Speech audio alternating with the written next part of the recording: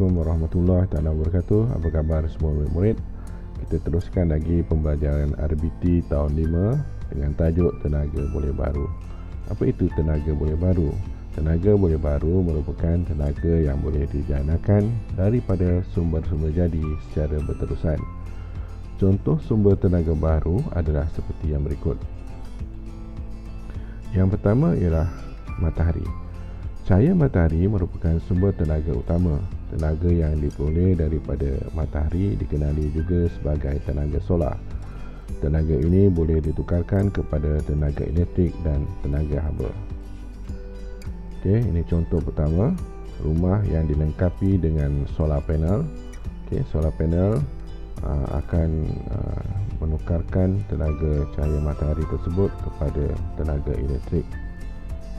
Okey, yang berikutnya ini yang asas. Kita gunakan tenaga matahari untuk tujuan haba, contohnya menyumur pakaian dan sebagainya. Seterusnya ialah geoterma. Geoterma ialah tenaga haba yang diperoleh daripada perut bumi. Tenaga haba tersebut digunakan untuk menghasilkan wap atau steam yang akan menggerakkan turbin. Turbin bagi menjanakan tenaga elektrik. Okey, ini contoh tenaga haba yang dikeluarkan daripada perut bumi. Okey, tenaga ini akan menggerakkan turbin, turbin akan menggerakkan generator dan seterusnya generator akan menghasilkan tenaga elektrik. Yang berikutnya ialah air. Sumber air yang berterusan membolehkan empangan dibina bagi menjanakan tenaga elektrik melalui stesen jana kuasa hidroelektrik. Tenaga ini dikenali sebagai tenaga hidro. Okey, empangan yang dibina menyebabkan tekanan pada air. Tekanan yang diberikan pada air yang diberikan oleh air membolehkan turbin bergerak. Turbin akan menggerakkan generator dan generator akan menghasilkan tenaga elektrik. Yang seterusnya ialah angin. Angin merupakan sumber alam yang tidak terhad dan sentiasa ada. Tiupan angin yang kuat membolehkan kincir angin berputar bagi menjanakan tenaga elektrik.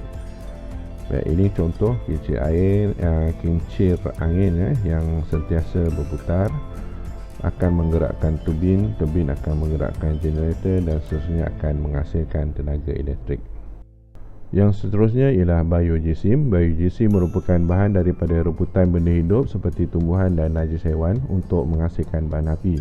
Beberapa kaedah digunakan bagi menjanakan tenaga daripada biojisim ini. Contohnya ialah penggunaan mesin incinerator. Daripada bahan-bahan buangan tersebut digunakan sebagai bahan api untuk menggerakkan turbin.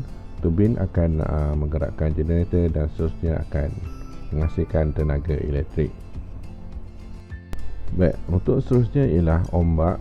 Ombak laut yang kuat mampu menjanakan tenaga elektrik melalui turbin yang diletakkan pada stesen jana kuasa. Okey, ini contoh dia. Okey, tenaga ombak akan menyebabkan turbin bergerak dan seterusnya menggerakkan generator dan generator akan menghasilkan tenaga elektrik. Apakah kepentingan tenaga boleh baru? Penggunaan tenaga boleh baru daripada sumber semula jadi penting dalam kehidupan kita.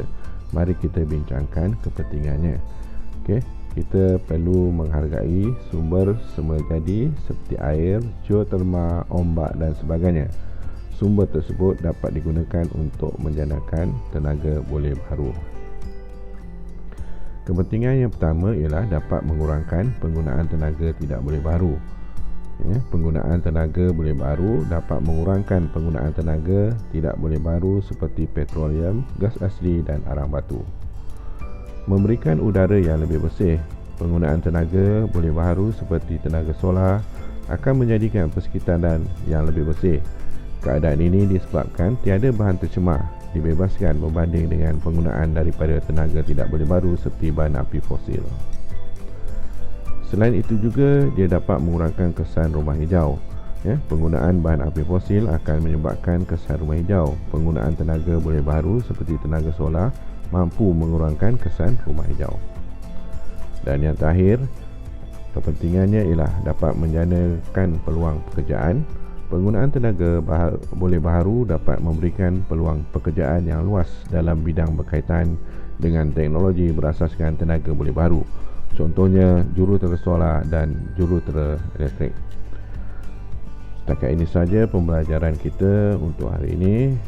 Alhamdulillah kita telah mengetahui beberapa sumber tenaga baharu dan kita juga telah mengetahui apakah beberapa kepentingan sumber tenaga baharu. Sekian untuk kali ini. Wabillahi taufiq wal hidayah. Assalamualaikum warahmatullahi taala wabarakatuh.